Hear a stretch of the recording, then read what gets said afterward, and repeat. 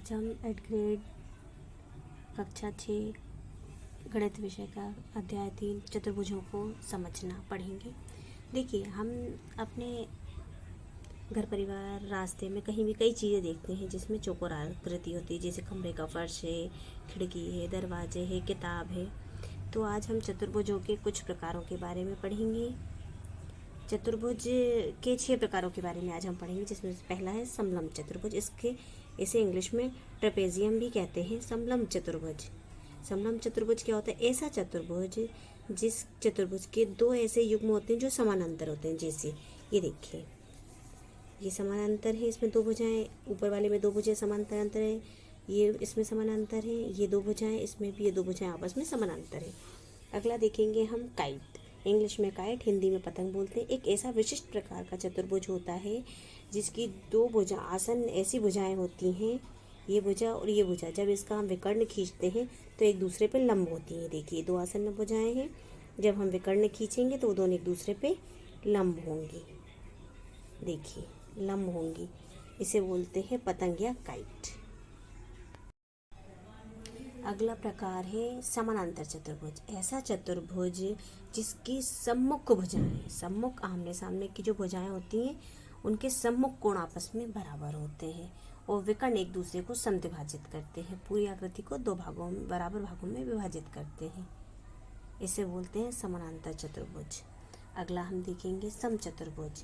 ऐसा चतुर्भुज जिसकी सभी भुजाएं बराबर लंबाई की होती है। उनकी लंबाई कैसी होती है? बराबर होती है और समानांतर भी होती है। इसकी शर्त है बराबर तो होगी और समानांतर भी होगी। सभी गुण पतंग वाले इसमें विद्यमान होते हैं, अर्थात जब हम विकर्ण खींचते हैं तो एक दूसरे पे लंब होगी। समचतुर्भुज के विकर्ण परस्पर लंब होते हैं, जो कि हमने पतंग में पढ़ा था। समचतुर्भुज हो गया। अगला हम देखेंगे आयत।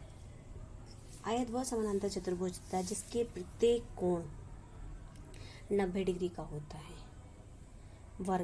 वर्ग वह समानांतर चतुर्भुज है जिसकी सभी भुजाएं बराबर होती हैं और प्रत्येक कोण 90 डिग्री का होता है। देखिए, समचतुर्भुज और वर्ग में एक अंतर है। वर्ग में सभी भुजाएं जो होती हैं बराबर तो होंगी, लेकिन कोण 90 डिग्री का होगा।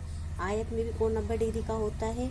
आयत में सभी भुजाएं बराबर नहीं होती हैं, समानांतर होती हैं, लेकिन वर्ग में सभी भुजाएं आपस में बराबर होती हैं। हम देखेंगे चतुर्भुज के कोणों का योग, गुणधर्म है ये। चतुर्भुज के सभी कोणों का योग होता है 360, चाहे वो कोई सा भी चतुर्भुज हो, समांतर हो, सम हो, आयत हो, वर्ग हो, काइट हो या समलंब चतुर्भुज हो, सभी के कोणों का योग होता है 360। बहुभुज के कोणों के मापों का योग जो है, बहुभुज के बाह्य कोणों का योग, आंतरिक नहीं, कोई भी बहुभुज होगा 4 से ज़्यादा तो उसके बाह्य कोणों का योग 360 होता है।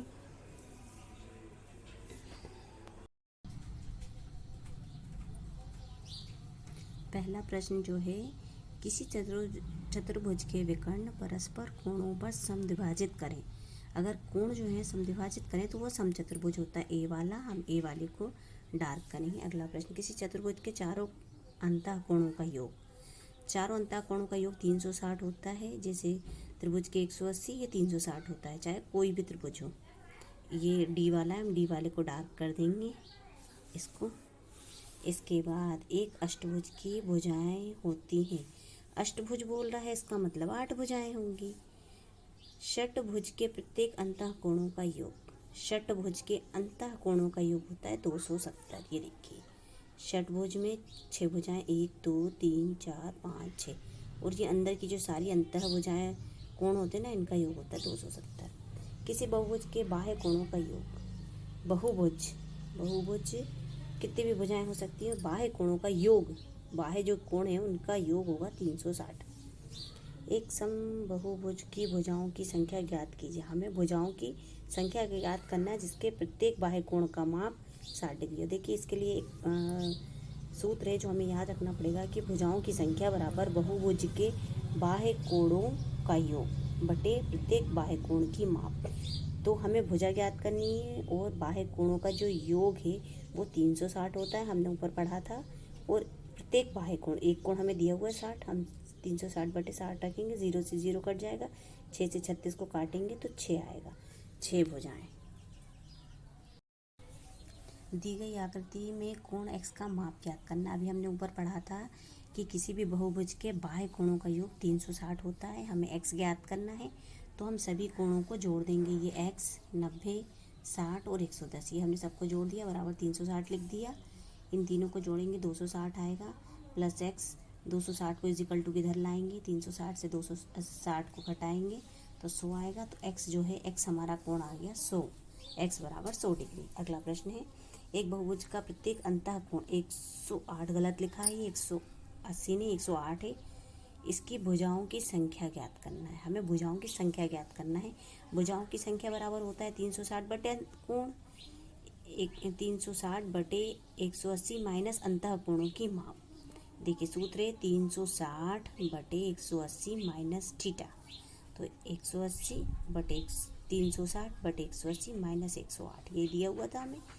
हम घटाएंगे तो 72 आएगा, 72 से हम 360 को काटेंगे तो 5 आएगा। तो भुजाओं की संख्या कितनी हो गई, 5। इसके लिए हमें ये सूत्र याद रखना है, 360 बटे 180 माइनस थीटा। अगला प्रश्न है, दिए गए समानांतर चतुर्भुज पी क्यू आर एस में कोण आर, ये कोण आर दिया है हमें 80 और अन्य सभी कोणों की माप ज्ञात करना है।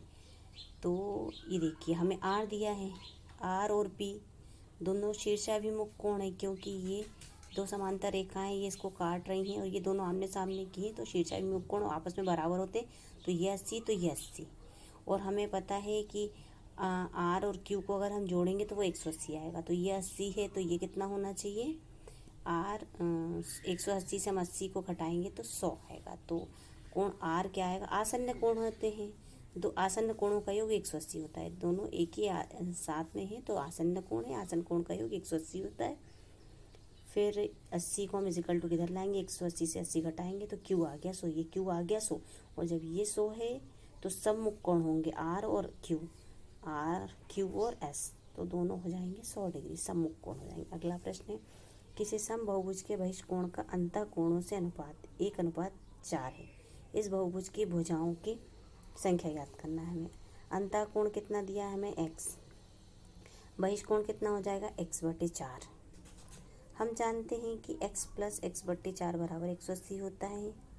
अभी हमने देखा था कि जो आसन्न कोण होते हैं उनका योग 180 होता है। फिर एलसीएम ले लेंगे, 4x x/4 बराबर 180, ये 5 हो जाएगा, 4 का इसमें गुणा हो जाएगा। अब ये 5 से हम इसको गुणा करने पे 720 आ रहा है, 5 से भाग देंगे तो 144 आएगा। तो x बराबर बहिष्कोण निकालना हमें, बहिष्कोण 144/4। बहिष्कोण क्या है, ये देखिए बहिष्कोण क्या था, बस एक x/4, तो x क्या आया हमारा 144/4 करेंगे तो बहिष्कोण आ जाएगा 36 डिग्री। बहुभुज की भुजा ज्ञात करनी है, तो हमें पता है बहुभुज की भुजा क्या होती है, 360/θ। तो 360/36 रख देंगे हम। फिर 36 से 360 को काटेंगे तो भुजा आएगी 10। अगला प्रश्न है, ये हमें एक समानांतर चतुर्भुज दिया है जिसमें हमें x और y का मान ज्ञात करना है, ये x और ये y। तो सबसे पहले हमें समानांतर चतुर्भुज जो दिया है उसमें हमें 120 बराबर y होगा। क्यों, क्योंकि ये दोनों 120 बराबर y होगा, क्यों, क्योंकि ये दोनों जो हैं शीर्षाभिमुख कोण है, सम्मुख कोण है, तो सम्मुख कोण है। तो यहाँ से हम 6 से 120 को काटेंगे तो y का मान आ जाएगा 20 डिग्री। फिर हम देखते हैं, ये 20 आ गया तो 6y 5x ये प्लस 10 बराबर 180, क्योंकि दोनों क्या है, आसन्न कोण है। तो दो आसन्न कोणों का योग 180 होता है, तो हमने दोनों को जोड़ दिया, 180 आ गया। फिर y का मान 20 था, हमने 20 रख दिया, इसका गुणा करेंगे और 10 जोड़ के 130 आएगा, उसको हम इजिकल टू किधर लाएंगे, 180 से माइनस करेंगे, 50 आएगा, ये 5x है। फिर x यहीं रहेगा, 5 बटे में चला जाएगा, भाग देंगे तो ये आएगा x बराबर 10 डिग्री। तो हमारे x का मान क्या आ गया, 10 डिग्री, और y का मान क्या आया था, ये देखिए 20 डिग्री और ये 10 डिग्री। अगला प्रश्न है, नीचे दिए गए समलंब PQRS में x को मान ज्ञात करना है, x का हमें मान ज्ञात करना है। ये एक हमें समलंब चतुर्भुज दिया गया है PQRS जिसमें x का मान हमें ज्ञात करना है। एक कोण दिया x + 40 और एक कोण दिया है x - 20। अब हमें इसमें x का मान ज्ञात करना है। तो सबसे पहले है तो हम ये देखेंगे आसन्न कोणों का योग जो होता है वो 180 होता है। दो कोण जिसकी एक भुजा जो होती है उभयनिष्ठ होती है उसे आसन्न कोण बोलते हैं। तो कोण पी और कोण क्यू में पी क्यू भुजा उभयनिष्ठ है। तो x माइनस 20 और x प्लस 40 को जोड़ देंगे। ये देखिए जोड़ दिया हमने, बराबर 180। 2x ये प्लस का ये माइनस का, तो यहाँ 20 आएगा। फिर 20 को इधर ले जाएंगे तो ये घट जाएगा, 160 आएगा। 2 से भाग देंगे तो 180 आ जाएगा। 160/2 बराबर x बराबर 80 आ गया। अगला प्रश्न हम देखेंगे, एक सम अष्टभुज के प्रत्येक कोण की माप ज्ञात कीजिए। अष्टभुज, हमें कोण की माप ज्ञात करना है। तो हम जानते हैं कि सम अष्टभुज में बहिष्कोण का योग कितना होगा, 360, ये हमें पता है। और प्रत्येक कोण की माप ज्ञात करना है तो 360/8। देखिए भुजा बराबर 360 कोण होता है, तो वो कोण यहाँ आ जाएगा और भुजा यहाँ आ जाएगी, तो 8 से भाग देंगे तो ये आ गया 45 डिग्री। अगला प्रश्न है, हमें एक PAIR में कोण ARI और कोण RPI और कोण PIA ज्ञात कीजिए। ये हमें दिया हुआ है। अब हम देखेंगे कि इस चतुर्भुज में ये जो 2 लाइनें खींची जा रही हैं, जिससे दोनों कोण क्या होंगे, शीर्षाभिमुख कोण होंगे। ARI ये वाला नीचे वाला, फिर RAA और P ये ऊपर वाला, ये दोनों कैसे होंगे, शीर्ष बराबर भी होंगे, शीर्षाभिमुख भी होंगे। तो कोण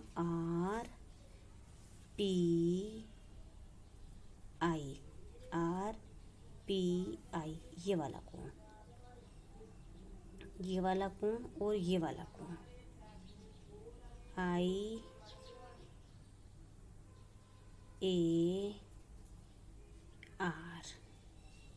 ये वाला और ये वाला, हमें ये 55 दिया है और ये 35 डिग्री दिया है। क्यों? क्योंकि दोनों कोण अर्धक हैं और दोनों शीर्षाभिमुख सर्वांग सम हैं। तो ये अगर 35 है तो ये भी 35 आएगा, ये 55 है, 53 है तो ये भी 53 डिग्री होगा। ये 35 तो ये 35, ये 55 तो ये 55, ठीक है। ये देखिए, इसके बाद हम जानते हैं कि कोण RAI ये वाला, ये हमें 35 डिग्री पता है, प्लस RAP ये नीचे वाला, ये हमें निकालना है। और ये दोनों कोण जो हैं ये समकोण है। तो ये हमें 35 पता है, ये नहीं पता था, तो 90 में से हम 35 को घटा देंगे। ये देखिए इधर आकर घटा दिया जाएगा, जिससे ये 55 आ जाएगा। 35 को घटाएंगे तो 55 आ जाएगा। क्यों? क्योंकि ये एकांतर कोण है, ठीक है। अगला देखते हैं, एक समचतुर्भुज के 3 कोण बराबर हैं। चौथे कोण की माप 120 डिग्री है। बराबर कोणों में से प्रत्येक की माप ज्ञात कीजिए। हमें एक चतुर्भुज में 3 कोण जो दिए हैं बराबर दिए हुए हैं, और एक कोण जो है वो 120 है सॉरी। तो हमें पता है कि चतुर्भुज के चारों कोणों का योग 360 होता है। तो x plus x plus x plus 120 बराबर हम 360 लिख लेंगे।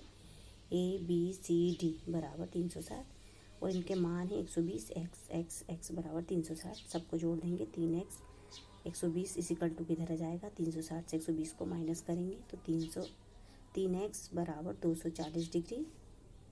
ये 3 बटे में आ जाएगा, 240 को काटेगा तो 80 आ जाएगा। तो x बराबर 80 डिग्री, x का मान आ गया 80 डिग्री।